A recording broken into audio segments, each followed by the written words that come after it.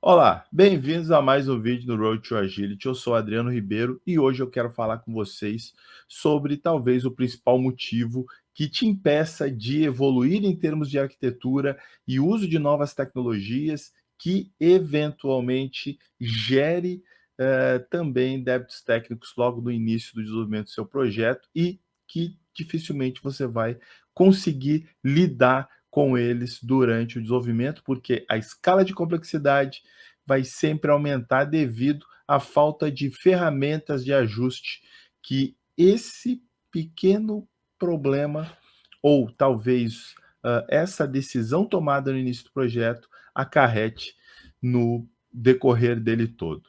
A modelagem de domínio é um desafio para todo mundo e, por isso, em muitos casos, se tenta fazer uma única vez, né? Ou seja, no momento que eu estou entendendo a solução, eu já modelo ali as entidades, eu já identifico as relações. O problema disso é que ele impacta em áreas diferentes pelo fato de eu vou até ampliar aqui essa tela. Então, esse X vermelho aqui, pelo fato da gente usar uma única abstração de dados para representar o modelo de domínio e a estrutura a ser armazenada, a ser persistida, ele me obriga a trabalhar ou a visualizar essa estrutura, essa coleção de entidades em três aspectos que eu considero os pilares do desenvolvimento de software, que é o processo, no aspecto tecnológico e no aspecto das pessoas. Por que ele impacta no processo? Porque ele funde visões diferentes. Né? Quando eu estou olhando na camada de negócio, eu não estou preocupado com a visão estrutural dele para armazenamento. Eu não quero saber que quem vai usar a aplicação, ou analista de negócio, ou o time que está modelando a interface, enfim. Ele não está preocupado com a tecnologia de armazenamento. E quando eu já tento visualizar as entidades de negócio considerando a tecnologia de armazenamento, eu trago os problemas ou características e peculiaridades da tecnologia ou do estilo de armazenamento para um modelo de negócio. E isso eleva a complexidade e, de certa maneira, já pode viciar o modelo de domínio que vai ser desenhado ali naquele momento. Do ponto de vista tecnológico, é bem isso, ou seja, eu já trago para um vocabulário de negócio que eu deveria estar conversando em termos de, quando você cadastra um usuário, quais são as características do usuário, quais são os atributos, ele depende de alguma outra entidade, de algum outro objeto de negócio, ele tem um perfil, ele tem vários perfis. Em vez de eu conversar nesses termos, eu começo a conversar em qual é a chave de usuário, qual é o banco de dados, eu vou criar a tabela usuário, a tabela perfil. Então, eu misturo o vocabulário de negócio com o vocabulário técnico. E considerando isso, como nesse momento, eu estou tentando modelar as entidades em termos de representação de regras de negócio, eu também comprometo a minha modelagem técnica. Digo técnica no sentido da representação a ser armazenada, porque eu começo a tentar eliminar as características e problemas que determinadas tecnologias têm. Toda tecnologia tem características específicas que a gente precisa considerar no momento da modelagem. Então, eu já trago isso para a conversa, né? Ou seja, eu já exponho a tecnologia para um time ou para uma equipe que não se interessa ou não necessita dessas informações adicionais e eventualmente nem vai entender muito do que você estiver falando. E em termos de pessoas, começa exatamente por aí. Como você mistura os vocabulários técnico e não técnico, ou técnico e de negócio, você dificulta você insere uma barreira que obriga que o time de negócio veja aquele modelo, aquelas relações e aquelas regras numa estrutura, às vezes, relacional ou documento, enfim, aí vai depender de que abstração, de armazenamento você vai utilizar, para ele que vai pura e simplesmente usar a aplicação. Então ele não está preocupado com isso, ele não entende e ele não precisa entender, né. E conforme a gente trabalha nesses 3 aspectos com ao mesmo tempo, já dificulta em termos arquiteturais, né. E, em linhas gerais, eu acabo seguindo por uma arquitetura mais simples. E essa arquitetura mais simples, em si, ela já me traz desafios, porque eu tenho basicamente 2 camadas ali, para se trabalhar código, regra de negócio, validação, mapeamento de atributos, eh, então eu tenho a camada de negócio e eu tenho a camada de persistência. Eventualmente, esse estilo arquitetural acaba me pedindo camadas adicionais que, num primeiro momento, não elas podem não aparecer ou elas podem não ser necessárias, eu descarto e depois elas vão surgindo. Só que quando elas vão surgindo, elas surgem sem um direcionamento, ou seja, sem um local correto, sem o padrão correto, né, correto em termos de, se adequar bem aos outros padrões e às outras, digamos, a aderir bem à relação com os outros componentes que já estão implementados ali na arquitetura. Então é por isso que eu coloquei, né, uma arquitetura, digamos, não limpa e um diagrama da arquitetura limpa, que, só o nome e se a gente for olhar todos os elementos de arquitetura limpa, pode parecer muito complexo, mas, não é necessário para se implementar ou seguir os princípios de arquitetura limpa, pensar em todos simultaneamente, né. Então aqui a gente vai olhar pura e simplesmente para a separação do modelo de domínio do seu modelo de dados. Bora lá? Bora aqui no nosso problema, vamos evoluir um pouquinho mais.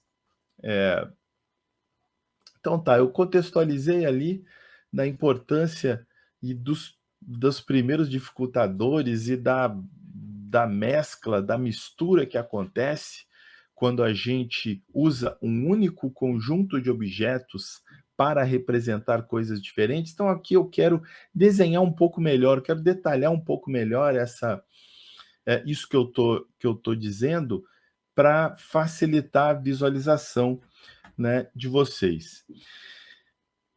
Então, eu vou considerar que essas entidades ou esse modelo de domínio, ele vai ser, persistido num modelo relacional, então esse é um modelo muito comum, né, que se usa aí em base SQL Server, Postgre, MySQL, onde se identificam as entidades, a sua respectiva chave primária, chaves estrangeiras. Então, a gente identifica as entidades e as relações estruturais dessas entidades. Então, eu tenho uma visão de como elas se relacionam, campos que são obrigatórios, né? E eu monto essa estrutura. Claro que isso vai me trazer diversas outras necessidades, como, por exemplo, uma ferramenta para acesso a dados, uma ferramenta para mapeamento dessas entidades na visão do banco para uma visão da linguagem ou plataforma de desenvolvimento que estiver sendo utilizada. Então, assim, mas todos esses desafios, eles estão relacionados ao armazenamento, disponibilidade e recuperação de dados. Quando eu falo disponibilidade, ele está em vários lugares ao mesmo tempo, ou várias aplicações que puderem utilizar. recuperação é fazer consulta e armazenamento seria, né, a escrita, né, armazenar os objetos propriamente dito. Quando a gente pula para a camada de cima, são outros desafios. Ali eu estou organizando as regras de negócio, ou seja, eu não preciso necessariamente seguir a matemática relacional aqui. Eu não preciso me preocupar estruturalmente como isso vai ser armazenado ou representado numa base de dados. Agora, eu preciso me preocupar pura e simplesmente como os objetos nos cenários de processo que eu estiver mapeando se relacionam. Então, aqui no caso, eu separei dois contextos diferentes. Um ali no estoque, ou seja, produtos disponíveis para venda, ou seja, no estoque da empresa, no armazém, né, de produtos aí da sua empresa. Você tem lá, sei lá, X 10 produtos para serem vendidos, e do outro lado, esses produtos disponíveis para venda sendo adquiridos por um cliente seu. Então, eu tenho duas entidades: a entidade de estoque e produto, de estoque, onde eu vou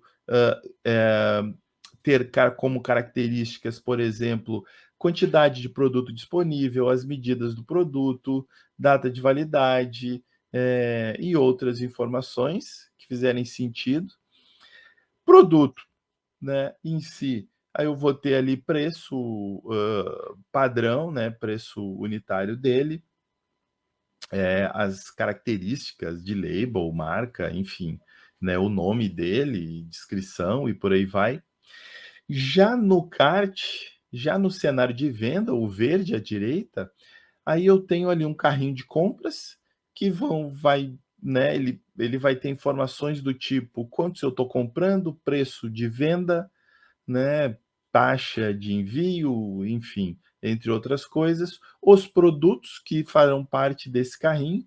Nessa visão de produto do carrinho, ela pode ser uma visão diferente da visão do produto que é de estoque, porque no produto, na hora que eu estou enviando para o carrinho, eu não preciso das medidas, eu não preciso de peso, eu não preciso de nada disso, a menos que isso seja uma informação representativa para o meu cliente final, como por exemplo, se eu vou comprar uma janela, né, e eu preciso saber se ela cabe na minha parede, por exemplo, então eu vou precisar das dimensões dessa janela, mas eu precisaria das dimensões de uma lata de feijão ou de um tubo de pasta de dente, né? Sendo que eu estou preocupado com a pasta de dente em si, né? Então, assim, se vocês observarem, não há uma preocupação em recuperação do banco, armazenamento no banco, mas sim na forma com que os objetos de negócio se relacionam e se organizam, né? Ou seja, aqui eu tenho dois cenários, ou seja, o meu modelo de domínio está dividido e embaixo eu tenho um domínio único. Então, vocês entenderam? Vocês conseguem perceber ali os nuances? Quando a gente começa com a modelagem, é muito pelas entidades de dado, é muito mais fácil modelarmos um único modelo, né, nós criarmos um único modelo para todas as entidades que surgirem na conversa. No entanto, quando a gente modela, quando a gente cria o modelo a partir do cenário discutido, ele naturalmente já nasce mais restrito. E num futuro, né, ou seja, no momento posterior, a gente vai criar o modelo de entidade, porque afinal a gente precisa persistir para recuperar esses dados e poder gerar relatórios, enfim, e todas as informações adicionais para que a empresa possa crescer e funcionar, né? Então, essa é a principal. E aqui eu não estou considerando a arquitetura limpa, DDD, nada disso, né? Eu só estou usando um dos padrões que o Martin Fowler apresentou lá nos anos 2000 e alguma coisa, né, que é o modelo de domínio, organização da lógica de negócio. Ou seja, onde a gente identifica as entidades, a gente organiza as entidades, né, e a partir daí toda a aplicação vai sendo desenvolvida em volta, e independente da arquitetura que você estiver utilizando. As camadas que forem criadas vão se apoiar nos objetos do seu modelo de dados ou da sua camada de domínio como interface de dados para a comunicação, né? Ou seja, se eu for persistir alguma coisa, eu passo o meu objeto de dado, ele é transferido para o formato que eu vou armazenar e é armazenado. Da mesma forma, quando eu for recuperar. Mas a gente vai ver isso em mais detalhes um pouquinho mais à frente. Então vamos lá. Tá bom, Adriano, mas e aí, como é que é esse negócio dessa separação, enfim, como é que isso realmente influencia na minha aplicação, né? O que é o domínio, assim, por que eu preciso separar isso? Então, para a gente ilustrar melhor e visualizar melhor o que eu estou querendo dizer, imaginem o modelo de domínio como as peças Lego, né, que você vai usar para montar coisas como, por exemplo, aqui essa casinha ou esse robô. A casa é uma visão, é uma representação dos Legos. O robô é outra representação dos Legos, né? Então, e essas duas representações eu parti a partir dos Legos. Ou seja, eu não tenho limites para representar os Legos que eu uso para trabalhar. E os Legos, eles me definem uma série de regras para eu usar, né? Então, eu tenho que seguir regras para encaixar uma peça na outra, né? Para compor, se eu quiser expandir, né? Eu preciso desencontrar as peças, eu tenho que encaixar uma peça com o encaixe, com a entrada na caixa, na peça que tem os ganchos, né? E por aí vai. Ou seja, ele me define as regras de como eu uso esse modelo e a representação, pura e simplesmente, ela já vai usar.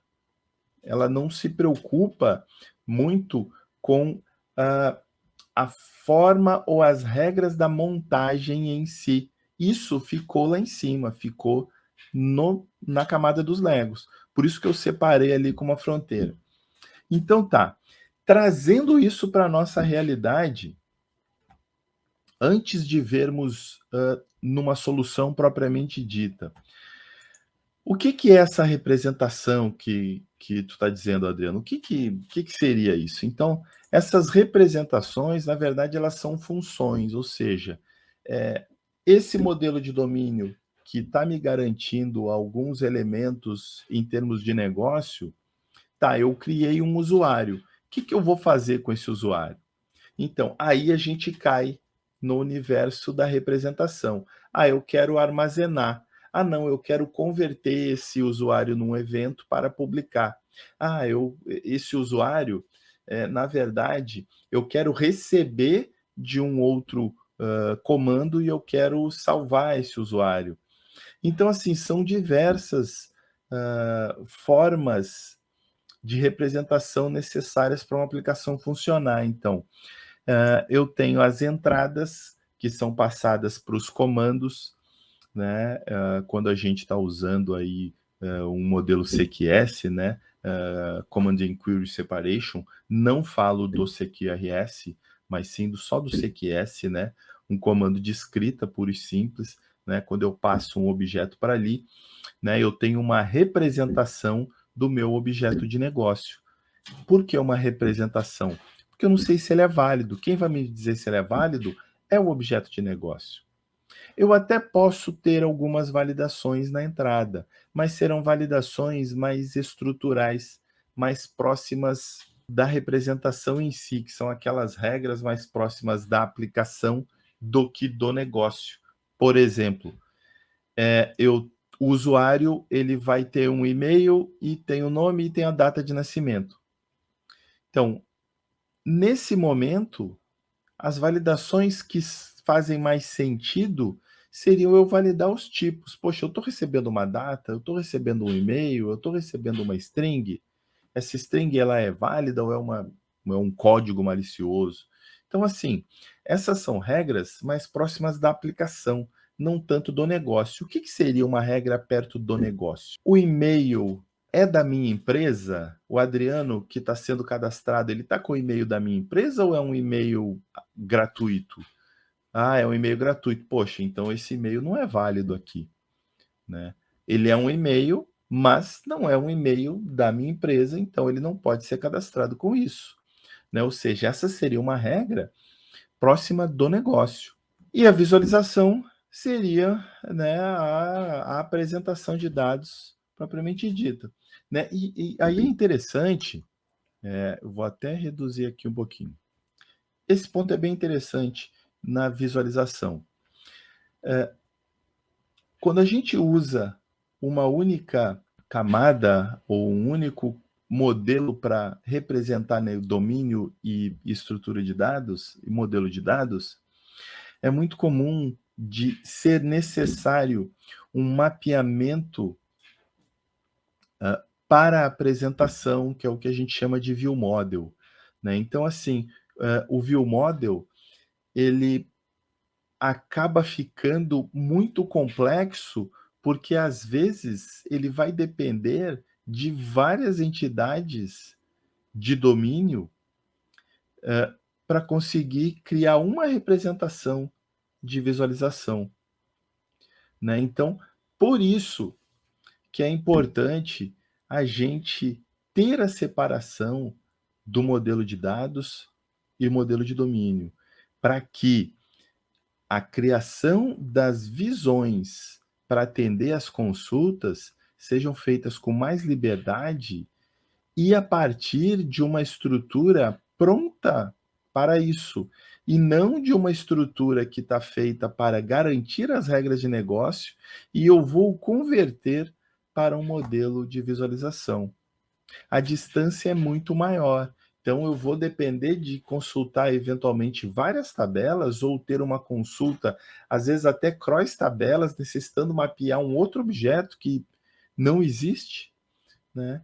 E aí sim fazer essa conversão. Então, vocês estão vendo o nível de complexidade quando a gente utiliza uma única camada? Então, vamos lá. Vamos seguir aqui na solução. Entrando um pouquinho mais a fundo.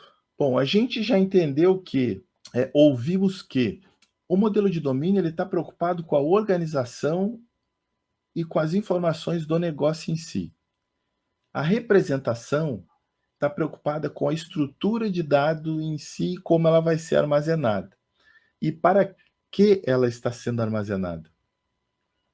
Então, assim, essas duas, vocês podem ver que é água e vinho, ou seja, eu posso modelar, organizar as minhas regras de negócio com muito mais facilidade do que um mapeamento para uma base de dados, por exemplo, que eu vou precisar de 2, 3 camadas, frameworks de suporte, frameworks para acesso a dados, framework para conversão do formato do banco para um objeto DTO de transporte ali que faz um mapeamento, eventualmente objeto relacional, ou se eu uso uma outra estrutura, como por exemplo eventos, ou se eu serializei para um arquivo, enfim, eu vou precisar de serializar.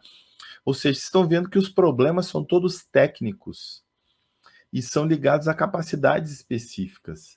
E do outro lado, o que a gente tem no modelo de domínio de forma bem objetiva? A gente tem a estrutura dos objetos de negócio. Qual é a estrutura do usuário na minha aplicação? Qual é a estrutura do produto que eu mostrei naquele outro diagrama? Ah, o produto no cenário de estoque, ele tem medida, ele tem peso, ele tem a descrição, ele tem o imposto ele tenha o importador ou quem vendeu, de quem eu comprei. Ele tem diversas informações que vão facilitar o armazenamento e localização dele no meu estoque. Isso em termos estruturais. Que mais ele tem? As relações. O que mais esse produto está associado nesse cenário? Então, eu preciso saber qual é o lote dele, qual é a semana, qual é, o estoque que ele está propriamente, qual é o local na prateleira que ele está. Ou seja, as relações dos objetos, ou seja, das entidades que eu estou trabalhando naquele dado cenário, eu preciso saber, por exemplo, esse produto ele está no estoque X, né? E quando ele for esgotado, ele vai para o estoque Y, ou vindo para um cenário, por exemplo, do usuário. O usuário tem perfil, né? O perfil tem e-mail ou o usuário tem um e-mail, né? Isso vai impactar o negócio, a forma com que eu vou trabalhar. Nem tanto da parte estrutural, é simplesmente um campo numa estrutura a ser persistida. Vocês conseguem ver a diferença e o impacto na aplicação? E o terceiro ponto importante, e talvez até de suma importância, que é encapsulado no modelo de domínio, são as regras de negócio, né? Ou seja, toda aquela lógica que eventualmente a gente move para um serviço, né? Ou seja, uma camada de negócio, né? E ali a gente inclui regras de diversos tipos, né? Regras de estrutura, regras de relação e regras de negócio, né? Que são as regras de negócio. Por exemplo, se o e-mail é corporativo ou é um e-mail gratuito, que eu fiz num site qualquer aí da internet. Né? O que seriam as relações? Seriam as associações propriamente dita. Ou seja, o Adriano tem uma associação, o Adriano tem vários perfis ou tem um único perfil. O produto, ele está no estoque, o produto X pode ser comprado por vários usuários, então ele pode estar em vários carrinhos. Então, assim, essas relações, elas surgem aqui. E quando a gente pode focar só nelas, a gente foca num número muito menor de objetos e a gente consegue definir um outro ponto que é muito importante. Eu vou até ampliar novamente. Nas relações entre objeto, aquele objeto que a gente salva, aquele que é obrigatório, aquele que é o mais importante, ele é sempre o objeto que eu chamo de primário. Ele é entidade primária ou entidade principal, né? Que também aparece no modelo relacional. E tem as entidades secundárias. Da mesma forma, esse princípio a gente pode trazer para o modelo de domínio. Por que, que é interessante a gente trazer para o modelo de domínio? Porque quando a gente traz, você pode identificar possíveis problemas de concorrência, ou seja, de você ter mais de uma entidade primária no mesmo cenário, o que é um problema, né? O ideal é que você trabalhe com uma entidade primária por cenário de operação.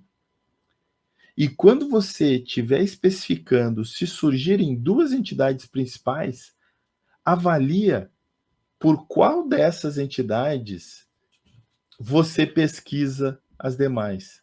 Porque sempre existe uma que ela é mais usada, que ela é mais importante dentre todas aquelas que são mais importantes. Tá, como é que a gente pode ilustrar isso melhor? Então vamos lá. Naqueles dois cenários ali, produto, o estoque de produto e produto à venda.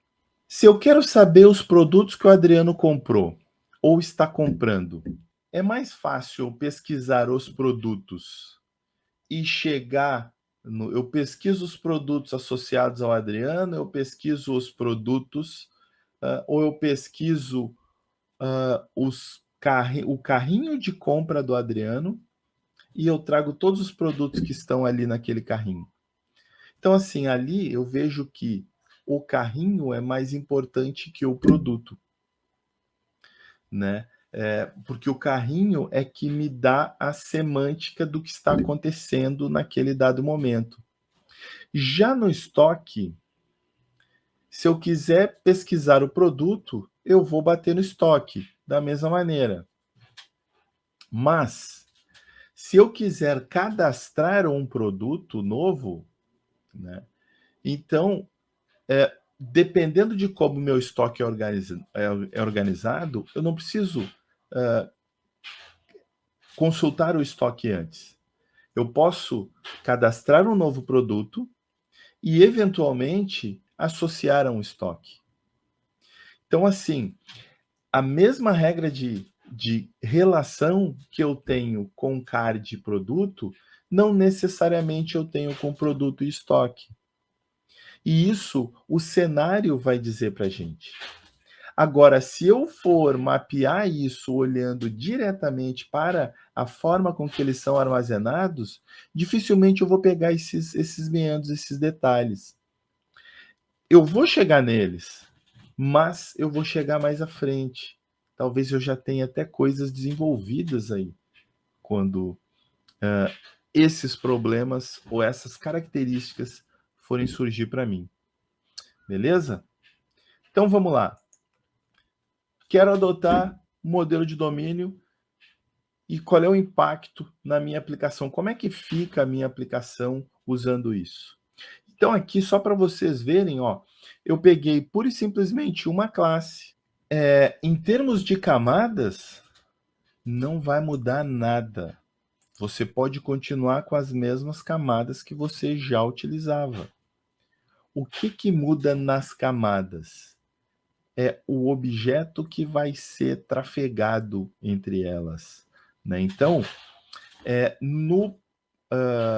quando a gente tem um único mapeamento para as duas, ambas vão ficar mais complexas, né? Talvez até a minha de armazenamento fique mais simples, mas a de negócio vai ficar mais complexa porque ela eventualmente vai receber um objeto ou vários objetos que ela não precisa.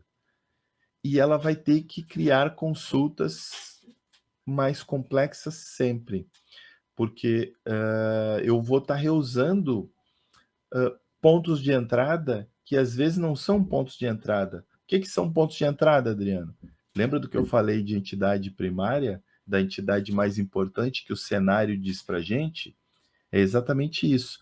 É aquela entidade pela qual a gente vai fazer a consulta e vai trazer aquele grupinho de entidades associadas a ela e que são importantes para o contexto da pesquisa que está sendo feita. Então tá. O que muda aqui? Então vamos olhar. Aqui esse é um exemplo de um repositório, né? Poderia ser um adapter, qualquer padrão que você utilize aí na persistência, um DAO simples, enfim, não importa, né? Mas o que ele passa a retornar? Então aqui eu estou mostrando dois métodos, né? Um eu estou adicionando aqui uma lista de to-do, que é uma entidade, e aqui eu estou retornando um to-do list, né? Ou seja, aqui eu adiciono o to-do list, aqui eu retorno o to-do list. E onde é que está a grande pegadinha, né? Para eu garantir a independência e dar liberdade para a camada de persistência poder trabalhar do jeito que eu quiser. Ali eu coloquei na imagem, em cinza, ali eu posso usar um ORM, eu posso usar um Event Store, enfim, eu escolho a forma com que eu vou armazenar esses objetos de negócio que eu vou persistir. Mas para o meu repositório, eu passo sempre o objeto de negócio. E aí eu converto esse objeto de negócio. Se você, por exemplo, trabalha com .NET e gosta de usar o AutoMapper ou qualquer uma dessas ferramentas de mapeamento de objetos de um para outro, por exemplo, aqui é o ponto onde ele seria usado. Eu implementei direto no objeto, ou seja, eu sei como eu vou mapear, né? E eu controlo esses mapeamentos. Esses mapeamentos, eles são específicos para as representações que eu vou usar. Eu posso ter vários mapeamentos desse.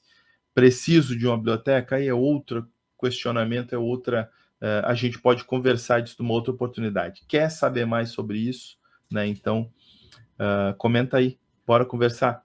Então tá, eu converto o to-do list do modelo de objeto para a estrutura de dado to-do list que vai ser armazenada.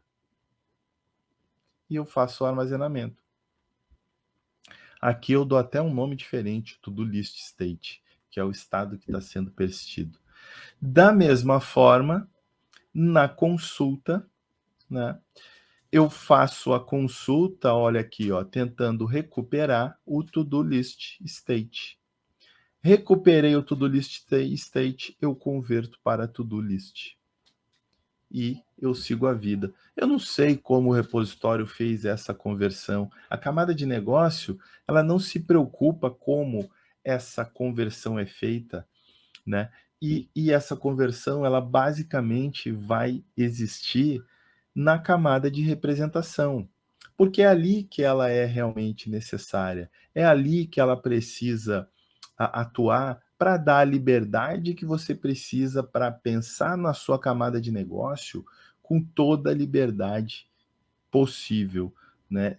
Fora de ruído, né? Que a gente tira toda aquela complexidade adicional de se trabalhar com a camada de armazenamento ao mesmo tempo que a gente está modelando a nossa camada de negócio. Beleza? Bom, gente, era isso que eu queria trazer nesse vídeo. Eu espero que ajude a vocês. Esse vídeo faz parte de uma série. Vamos seguir no próximo vídeo falando de modelo de domínio e vamos explorar mais essa ideia. Beleza? Eu espero que ele sirva para tirar um pouco dessa visão de complexidade do uso dos padrões e princípios de arquitetura limpa, né? E aqui a gente trouxe só umzinho, a separação da camada de entidades, da camada de estrutura de dados para ser persistido ou de representação, né? De maneira a dar liberdade para você seguir evoluindo, né, sem se preocupar com todas aquelas regras de negócio, todas aquelas características, todos aqueles itens que são referentes ao processo de negócio e não propriamente ao armazenamento de objetos. Beleza? Bom, gente, vamos lá e até a próxima. Eu sou Adriano Ribeiro e esse é o Road to Agility. Valeu, gente.